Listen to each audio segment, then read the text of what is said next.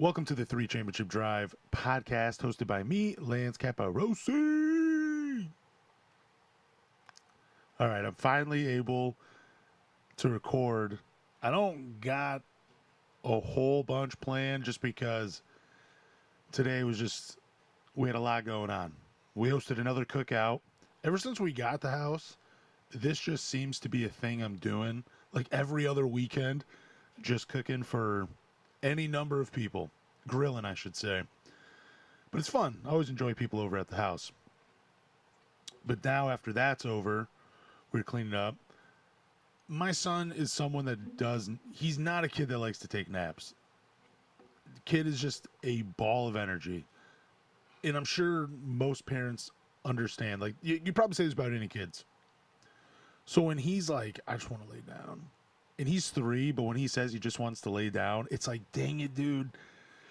Dang it. You're going to be not feeling good. And it just sucks to see your kid, because that's what happened. Like, neither of us are medical professionals, so we're not diagnosing, but based on what we're seeing in the back of his throat, it looks like he might have strep throat, which is not anything you want, and it sucks for him. So tomorrow morning, the first thing is my oldest, she's going to wakeboarding camp, so she's going to do that, and then she's going to be me and my son home, while my wife is at the camp for like 4 hours because it's out of our city, so she's going to be up there and just hanging out for the day. But anyway, just wish me luck that it goes well with me and my son. I'm hoping it does. I'm hoping by the time he wakes up, everything is good and he just gets a great night's sleep that just pushes him over that line to be healthy again. That's what I want more than anything. Ausar Thompson, their news broke by Bobby Marks. And now this is not an official number because no deal has been finalized. This is more of just a projection. But Bobby Marks said that Ausar Thompson is expected to sign a 5-year deal with the Pistons this offseason worth an estimated $162 million. This is roughly what Jalen Suggs and Jaden McDaniels, you got to look at those contracts to get an idea. It's scaled up a little bit more than those two just because it's a different offseason that they're signing. And plus, you're accounting for the growth from Ausar Thompson. I also think he has the higher defensive ceiling than the other two players, Jalen Suggs and Jaden McDaniels. But yeah, 5 years, $162 million. I would love for this to get done just in case Ausar does blow up offensively this season and this contract just balloons. I think this is great for what he brings. You're playing primarily one side of the ball at an incredibly high level, and that's worth $162 million, apparently. And I gotta say, I'm not upset with this deal. This is like, I wish all players could sign contracts before they really just blow up. But Ausar, 5-year, $162 million. And I don't know, I guess my question is, with this much money going to Ausar, Jalen Duren, and Cade Cunningham, you're telling the NBA world, you're telling us as fans, these are the most important players on this team. So it gets me thinking, like, is it enough to really win in the NBA when you have one player that you could argue is probably top 10 in the league in Cade Cunningham, can play both sides. Then you have Ausar who he can play both sides, but let's be honest, his offense, there's much to be desired. And then there's Duren, who doesn't give you great defense, but during the regular season, he's a 20 and 10 guy. So now that these guys' contracts are getting figured out, we just need to sign names on the dotted lines, and then it'll be all filled out, and everything will be done. But I just don't know if those three are quite enough to be your foundations for a championship team. I think 2 of the 3, for sure, Cade. And then I think if you go in any direction, whether it's Ausar or Jalen Duren, I think 2 of the 3 could be a part of a championship team. I don't know if all three can be, just because, again, you got one guy that plays both sides. He's a two-way player. And then you got two other guys that play at a high level on one side of the ball each. And it's like, it just doesn't seem like it's enough. And I'm not here to dump on Trajan or dump on anybody else in the Pistons organization. It's just, as a fan, I don't know if this is the amount of money I want tied up to these three players. Cade, for sure. I lean more towards Ausar than I do Jalen Duren, just because I do think I think him figuring out just an average offensive game, the percentage of that actually happening is much higher than Jalen Duren taking a step defensively or taking that next step offensively, where he could be the number two. But just sit and think about it for a minute. Are you comfortable with these three players as the core and for the next 4 or 5 seasons if Ausar and Jalen Duren sign contracts? Or are you thinking like me, where it's like two of them work, but now I'm really cool with offloading one of these guys to bring someone else to maximize Cade and whoever else we're deciding to go with? Like, if you go with Ausar, are you fine with unloading Jalen Duren so you can properly build around Ausar and Cade, where maybe you're taking on an older player or a guy that maybe doesn't give you quite the offensive game Jalen Duren does, but he can protect the rim and shoot threes, a la Miles Turner? I don't know. Or maybe you say, I'm keeping Cade, I'm keeping Jalen Duren, because even though Asar's defense is great and the Cleveland coach game plan for him, we still lost in the second round to the Cavaliers. So even though the defense is great and it's out of this world, and you could argue that he's a top 3 defensive player or top 2 defensive player in the league, but is it enough? I mean, you look at all the guys that finished top 3, Victor Wembanyama, Chet Holmgren, and Ausar Thompson. Victor did get the Spurs to the NBA championship, but none of these guys won championships this past year. So I guess my question, my line of thinking is, how much do you really value defense if you decide to go that route? I don't know. I mean, how many, I guess too, if you're gonna keep Duren and you're gonna offload Ausar, do you think that Ausar right now, do you think his defense actually gets you another star player to build around Cade Cunningham? That's been something I've been thinking about. I've been seeing it more and more.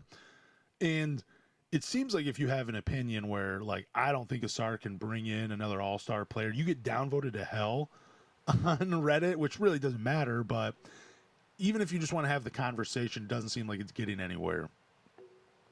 But I was thinking about that today too. If the Pistons do decide to go Cade and Jalen Duren, let's say after this season, they play the season, they're a 48-50 win team, but they lose in the second round again.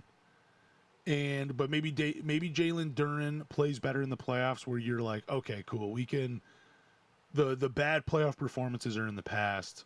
He's playing well now, but it's still just not enough offensively. We don't have enough space for Cade. Ausar really hasn't developed offensively, and you just decide to say, hey, we're gonna go with Duren, we're gonna go with Cade. Do you think Asar's defense is good enough to get you that second running mate to Cade Cunningham? Because I don't know if it is. I'm being 100% right now, 100% honest. I don't know if the defense is good enough to get you a second star. Because, like I said, they lost to Cleveland, even though Kenny Atkinson was like, we got a game plan for Ausar. I don't want any of my best players, if they're being defended by Ausar, just pass the ball. And, it sounds cool when you hear it as a fan, where you're like, man, Asar's really cooking on defense. He's really good. You got a game plan for him. You don't even want to be defended by him because it's so good. But at the end of the day, it didn't matter. It didn't matter how good the defense was. As a fan, I love it. I love to watch Ausar. He is by far, he might even be my favorite player to watch, just because he just does some things athletically almost every game where you're kind of blown away, where you're like, damn, if this guy could really just figure it all out, He'd be a top 10 player in the NBA, top 15. He'd be incredible. Even though I love watching him, even though I do value his defense, even though I do like seeing that, I just don't know if you were to do a 1-for-1, if you would really get a player back that is as good offensively as Ausar is defensively. But even then, I don't even think it would matter. Maybe you don't need to get a guy that's that good offensively that's comparable to Ausar's defense because, I don't know, maybe you don't need another worldly guy to win. Maybe you just need another guy like a Donovan Mitchell, like a Zach LaVine. I'm not saying these are guys that I want, but like that creating two guard where he can just go out and get you a bucket at any moment. I don't know. It's just been on my mind since I've seen the news with the contract for Ausar. Like, this is a big investment. I still have questions and an uneasiness about Jalen Duren. So I'm just wondering, what is the direction the Pistons are going to go if these three guys are the core? Is it another wait-it year? I mean, if this team wins, goes on a nice little win streak in early November, and maybe they figured out, I'll just trade and say, yes, we can. Or maybe it's early November, both these guys are signed, Ausar and Jalen Duren, but you're seeing the writing on the wall where it's like, yeah, we're going to be bowed out early from the playoffs again. Maybe we look to move one of these guys. I don't know. I'm curious. I'm interested. The East is definitely much better. I think the Pistons have to make more moves to compete if they want to this year. Even though I've said on past episodes, like, I'm not in favor of them going out and making a big move just yet. But only time will tell. I know I'm ranting. Like I said, I didn't have a ton of time to prepare for this one. I kind of just hit record and said, screw it, let's do this. I mean, I have everything written down that I want to talk about. It's just one of those days, man. So ESPN, they did their power rankings. And Detroit, they came in 6th. I saw there was like a little bit of an uproar over this. And then I went and looked at the Yahoo rankings. In the Yahoo rankings, they had the Pistons at number 9. But I saw, like, look, ESPN is way more fair than Yahoo. I thought Yahoo had them, like, at the bottom. And maybe if it had been an article just strictly talking about off-season moves, they would have been further down. But if we're talking about the power rankings, they were only 9th and they're 6th in ESPN. I didn't think they were. It's just 3 spots. I didn't think it was that big of a deal. But this is what they say with the Detroit Pistons. After leading the East in wins last season and making it to the second round of the playoffs, the Pistons only made modest moves this offseason. I think a lot of people would agree with the modest moves. You bring in Isaiah Joe, you re-sign Kevin Huerter, you get Torian Prince, and Gary Harris back in a trade, and then you get John Collins, who's going to replace Tobias Harris. The only problem is the Pistons are still waiting on Jalen Duren. I think they got knocked down too because they didn't take the big swing, which again is fine. Like, I'm cool with that. Like, that doesn't bother me as much unless the team is really ready to compete. Then at the end of this brief paragraph, he says Detroit will be counting on continued improvements from its young core, including Duren and Ausar Thompson. Yeah, I mean, obviously, I think that was always the plan. But I don't know, 6th in the power rankings, it's not a huge deal to me. They were previously 5th, and this was after the playoffs ended. Philly, they jumped up huge, but it's just a power ranking article. Philly's not even number 1, which is crazy. And I feel like obviously they signed LeBron James, but they also brought in Jaylen Brown without losing VJ Edgecombe. Like, they should probably be number 1 if we're talking about free agency and what they've done in the offseason. I would say they should be moved up more. I guess I was a little surprised, too, at seeing the teams that didn't make moves this offseason. That always blows my mind. I'm curious about the Steph Curry news, too. And I was thinking about this, too. Like, how crazy would it be if we just get crazy, unexpected news that Steph Curry is going to come to Detroit. It's just a fantasy for me. And I just was like, man, that would be so cool. Could you imagine him for 2 years? And like, let's say the Pistons win one championship, and it's like, you get one, you get Cade's. And then I was thinking, I kept going down this rabbit hole where I'm like, but man, people are going to disrespect Cade. Like, if Steph Curry comes here and they win a championship, and Curry, let's just say Curry wins Finals MVP, it's not going to be like people are going to be like, can Cade win the big one? Like, you know how they would always do, you know how they do this with players? Like, I just want the championship. But like in the middle of it too, of fantasizing about watching my favorite team host the hold up the Larry O'Brien trophy after the season, that is something great to me. But then I was like, you know what? I don't want to win it with Steph. And the reason I don't want to win it with Steph is because Cade won't get the respect that he deserves. I'm crazy and I'm a lunatic sometimes. I just want the championship even if Steph Curry's here. I don't know if the Warrior, I mean, maybe things sour with Jalen Duren and you can convince them to say, hey, we'll give you Jalen Duren and Ron Holland and let's just make this work with Steph Curry and we'll just go from there. Like, that would be, it'd be incredible. It'd be absolutely incredible if they could get that to work. Like, I would call them up right now. I would call them up right now and just see, do you want anybody for Steph Curry? Apparently he's not happy with them star chasing. It just wants to be on a competitive team. I don't. That's why I think a lot of this is just.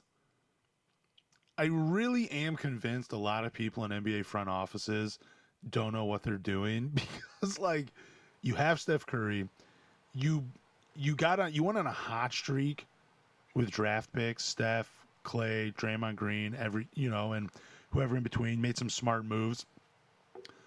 But like, how does the magic just die out after you've done it once? Like, I'm always amazed that teams just can't keep things going. It's like you have Steph Curry, one of top 15, top 20 greatest players of all time, and yet you keep fumbling the bag. Like, this dude he should have been in at least two more championships, right? Like two more finals at some point in his career. But like, that is why I'm convinced that nobody knows what they're doing. Like, I just feel like it's just all a big game of luck when it comes to building a championship team. Like, some teams, they just do it so poorly. Obviously, there is some skill to it because there's a reason some teams are always bottom feeders year after year after year and they can't get it right. But I was thinking about this and like I was going back. I don't know why I was looking at like the 2001 NBA draft or something. But like, you're looking at some of these names and you're like, I wouldn't have drafted this guy. And then you're looking at some of the past drafts, like the more recent ones. And like, obviously I got to see some of this play out. So it's easier for me to go back and say, that was a dumb pick. That was a dumb pick. But I'm not kidding you.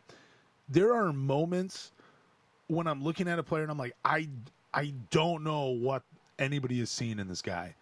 And I'm not trying to be a jerk. Like, they're a much better basketball player than me. But it blows my mind that some of these dudes get picked. And like, I don't understand it. And I don't understand the team build. I don't understand how you could lose the mojo to team build. You already took the risk on drafting Steph and Clay. You took a chance with Draymond in the second, and for some reason, you can't do it again. It just seems like it's missed pick after missed pick after missed pick. Like, how? How do you get it right sometimes, and then you get it wrong other times? I don't understand. It just blows my mind. I feel like they obviously got the championships with Steph, but I feel like looking back on his career, we're going to see, at least I will be looking back and be like, dude, they fumbled the bag quite a bit with this guy. Like, there should be a couple more banners hanging up in the arena. I don't know. That's my thing with Steph Curry, though. Like, it's a dream to see him come in Detroit.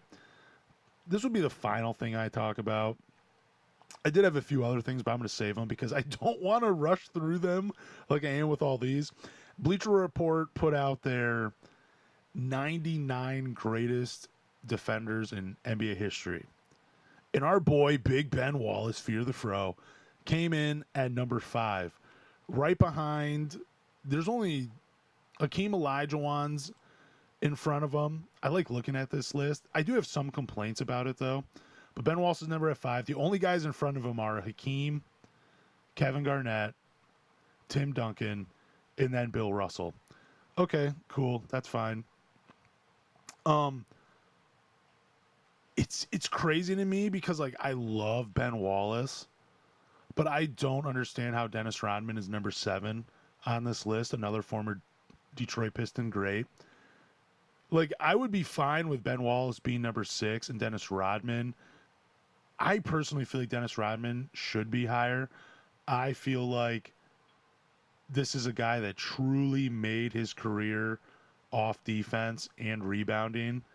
But if you look at how he played as a defensive player with the Detroit Pistons, he was incredible. He could defend 1 through 5. I don't see how you look at that versatility on defense and just say, you know what, he didn't average a steal or a block per game. His steal and block percentage is low, so we're gonna have him at number 7. It's a small complaint, but I feel like he should be higher. I definitely feel like Dennis Rodman should be.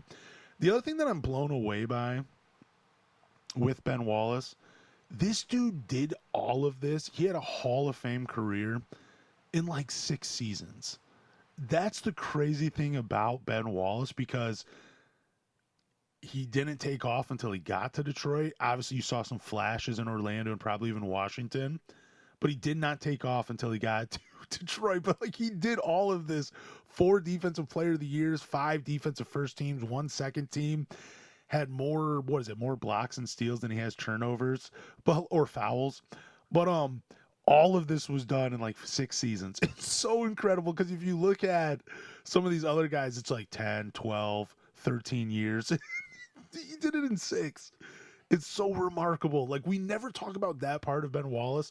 I feel like a lot of fans that didn't grow up in this era probably look at Ben Wallace without even looking at Basketball Reference. They're probably like, yeah, but I mean, he won 4 defensive players over like 10 or 12 years. It's like, no, dude, he did it in 6. Like he had a Hall of Fame career in 6 years.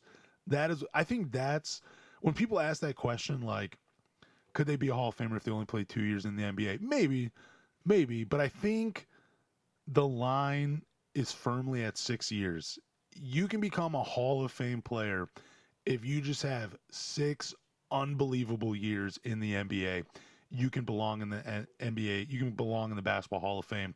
And that's what we got with Ben Wallace. I found that just so remarkable. I guess my other complaint about this list is it's like, do you really need a list of 99 players? Like, can you honestly tell me the difference between Tony Allen and Ron Artest as defensive players? Like, why is one 23 and one is 21? What is, like, I mean, I just want to know. Was it because Ron Artest? I don't know. I loved Ron Artest. I think he should be higher than 21 too. I mean, he was a very good defensive player in his era. You can go back and listen to some interviews of former players, and they speak nothing but high regards, really, of Ron Artest and Tony Allen. I don't know why I stuck with the 20s, because, I mean, I guess if I were just to go watch, I could see the difference between Tony Allen and Ron Artest. But you got to understand what I'm saying. But, like, I don't know what makes someone the 99th best defender in the NBA versus someone that's the 90th. Because when I look at those names, I'm like, I don't really see great defenders in that era. And then I'm looking at other names that I do really recognize, and I'm like, how are they so low? Their entire career was made up of defense. I don't understand how they're outside of the top 50 when all I've ever heard is, like, you have defensive player of the years that are on the cusp of being outside.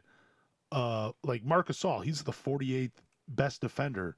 Jimmy Butler's 47. What makes Jimmy Butler a better defender than Marc Gasol? Marc Gasol was literally voted as the best defensive player in the league. How can you get any better than that? I don't know, maybe because Jimmy Butler has 5 defensive teams to 5. He has 5 defensive second teams to Marc Gasol's 1. I don't know, man. I don't know. These lists are always they're fun to look at, but they're also crazy to me. Just because I don't. You got to explain it to me. Like, what makes Joakim Noah a better defender than Kobe Bryant? Or what makes Andre Karolinko a better defender than Walt Frazier when all I've ever heard is Walt Frazier was just this incredible defensive guard, especially for his time. I mean, Andre was great too. Don't get me wrong, AK-47, but I'm just I'm just confused. Like I wish there was just better explanations for this list that was coming out. But Ben Wallace, he comes in at number 5. The highest he got was number 4 when they were putting this list together. I don't know. Tell me if you think he should be higher on the list, or do you think? I personally think Dennis Rodman should be ahead of him, just because Dennis Rodman, I believe, was so versatile on the defensive end. I mean, he could defend 1 through 5. But yeah, I don't know. That's my take on Bleacher Report's top 99. If you want to like unsubscribe after this episode because you're gonna sit there thinking to yourself like, "Damn, Lance, this is low effort," I don't blame you. Just give me another chance, please. Anyways, thank you for listening to the 3 Championship Drive podcast. Do me a favor, hit subscribe, follow button, review, rate, but more importantly, tell a Pistons fan.